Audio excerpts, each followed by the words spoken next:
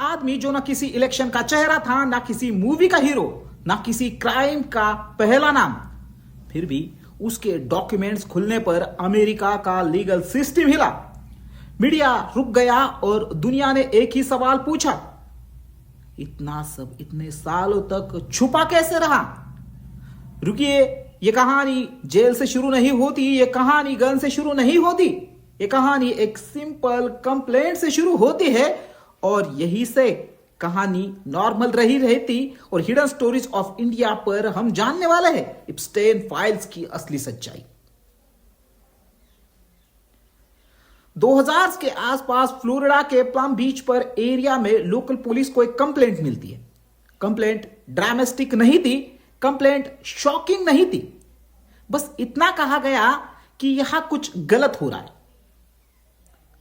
अब जरा सोचिए, सिस्टम को सबसे ज्यादा खतरा तब होता है जब कंप्लेंट छोटी होती है लेकिन आदमी बड़ा होता है। लोकल पुलिस ने जब इंक्वायरी शुरू की तो उन्हें एक पैटर्न दिखा, अलग अलग लोग, अलग अलग डेट्स, अलग अलग जगह, लेकिन कहानी का स्ट्रक्चर हर बार मिलता जुलता।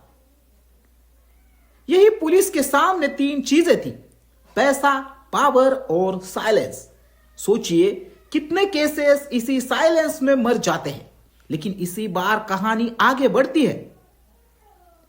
जब लोकल लेवल पर सवाल बढ़ने लगे तो केस धीरे धीरे फेडरल एजेंसी तक पहुंचता है। यही से कहानी का टोन बदलता है। अब यह सिर्फ एक शहर का इशू नहीं था, अब यह सिस्टम वर्सेस इंडिविजुअल बन चुका था। और यही से डॉक्यूमेंट बोलना शुरू करते हैं। Travel records, properties, financial trails. सोचिए जब केस बातों से निकलकर रिकॉर्ड्स पर आ जाए तो सच छुपाना मुश्किल हो जाता है। जेफरी एप्स्टेन का नाम मीडिया में तब आता है जब फेडरल इंक्वायरीज पब्लिक होती है। लेकिन आपको लगा होगा ये जेफरी एप्स्टेन कौन था? एप्स्टेन एक अमेरिका फाइनेंसर था। पहले वॉल स्ट्रीट में काम किया, फिर अपनी निजी फर्म चलाई। लेकिन 2000 के दशक की शुरुआत से उसके नाम के साथ एक बड़ा काला धब्बा जुड़ गया।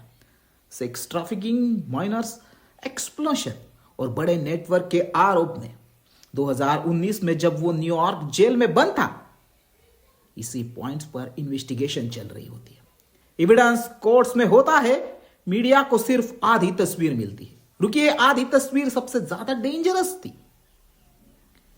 और यही से एक नया फेज शुरू होता है। 2008 के आसपास एक लीगल एग्रीमेंट होता है जिसे बाद में दुनिया कंट्रोवर्शियल प्ली डील्स के नाम पर सी जाती है। और डील पर विक्टिम्स ने सवाल उठाए, लीगल एक्सपर्ट्स ने क्रिटिसाइज किया और सालों बाद कोर्ट ने भी डिस्कंफर्ट दिखाया। सोचिए अगर यह डील ना होती तो क्या यह कहानी यही खत्म हो जाती या फिर कुछ और पहले ही सामने आ जाता। सालों बाद जब पब्लिक प्रेशर और मीडिया स्क्रूटिनी बढ़ी तो एप्स्टेन को दोबारा अरेस्ट किया गया। इस बार चार्जेस ज्यादा सीरियस थे, पब्लिक अटेंशन ज्यादा स्ट्रांग थी और सिस्टम पर सवाल ज्यादा लौटते। और फिर जेल के अंदर उसकी मौत हो जाती है। दुनिया ने कहा अब सब खत्म। रुकिए, असल में अब कहानी बोलना शुरू करती है। एप्स्टेन की मौत के बाद भी सिविल केसेस रुकते नहीं है। कोर्ट के पास जो था, deposition, testimonies, emails, travel logs, इन्हीं डॉक्यूमेंट्स को कलेक्टिवली एप्स्टेन फाइल्स कहा जाता है। यह एक फाइल की नहीं, यह सिस्टम का रिकॉर्ड है। पब्लिक प्रेशर, मीडिया डिमांड्स और ट्रांसपेरेंसी लॉ, इन तीन चीजों के मिलने से कोर्ट एक डिसीजन लेता है। सर्टेन सील्ड डॉक्यूमेंट्स पब्लिक होंगे, लेकिन क्लियर कंडीशन के साथ। विक्टिम की आइडेंटिटी प्रोटेक्ट रहेगी। कंटेस्ट के बिना कंक्लूजन्स नहीं निकाले जाएंगे। यही से फाइल पब्लिक होती है और यही से इंटरनेट का शोर शुरू होता है। अब एक सेंसिटिव सवाल, डॉक्यूमेंट्स में एप्स्टीन के ग्लोबल कनेक्शन का जिक्र मिलता है, लेकिन रुकिए, अब तक जारी किसी भी आधिकारिक कोर्ट डॉक्यूमेंट चार्जशीट या एफबीआई रिकॉर्ड में किसी भी भारतीय नागरिक या भारतीय राजनेता का नाम आरोपी रूप में दर्ज नहीं हुआ। यह बात साफ और वेरीफाइड है। तो फिर भारत का नाम क्यों उछलता है? क्योंकि इप्स्टेन का नेटवर्क सिर्फ अमेरिका तक सीमित नहीं था, उसके संपर्क में यूके, यूरोप, मिडल ईस्ट और आशिया तक फैले हुए थे। और कुछ international business deals, private jet travels और हाई प्रोफाइल इवेंट्स में भारत से जुड़े नाम संदर्भ में सामने आते हैं। आरोप के रूप में बिल्कुल भी नहीं, यानी नाम दिखते हैं लेकिन कानूनी रूप से कोई चार्ज नहीं। और यही सबसे खतरनाक ग्रे जोन है, क्योंकि जब फाइलों में लिखा होता है अननेम्ड फॉरेन बिजनेसमैन या इंटरनेशनल कॉन्टैक्ट्स फ्रॉम आशिया, तो अफवाहें जन्म लेती है। लेकिन कानून सिर्फ सबूत देखता है, शोर नहीं देखता। अब सवाल यह नहीं है कि भारत के कौन कौन से लोग दोषी थे, बल्कि सवाल यह है कि इतनी बड़ी अंतरराष्ट्रीय जांच में कितने नाम कभी सामने आए ही नहीं। फाइल्स में बड़े नाम आते हैं, लेकिन कोर्ट साफ कहता है प्रूफ के बिना कुछ किसी को भी उंगली करना बिल्कुल गलत है। फिर भी एक बात साफ है, इतने सालों तक इतना बड़ा ऑपरेशन अकेले आदमी से नहीं चलता। यही से यह केस स्कैंडल नहीं रहता, यह बन जाता है पावर, साइलेंस और प्रोटेक्शन का ब्लूप्रिंट। और यही वजह है कि यह फाइल आज भी सबको अनकंफर्टेबल करती है।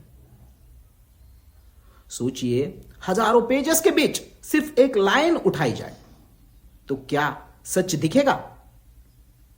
यह सिर्फ सेंसेशनल। कोर्ट खुद कहता है डॉक्यूमेंट्स को पूरे कंटेंट्स में पढ़िए। इप्स्टीन फाइल का सबसे बड़ा खतरा आधी जानकारी है।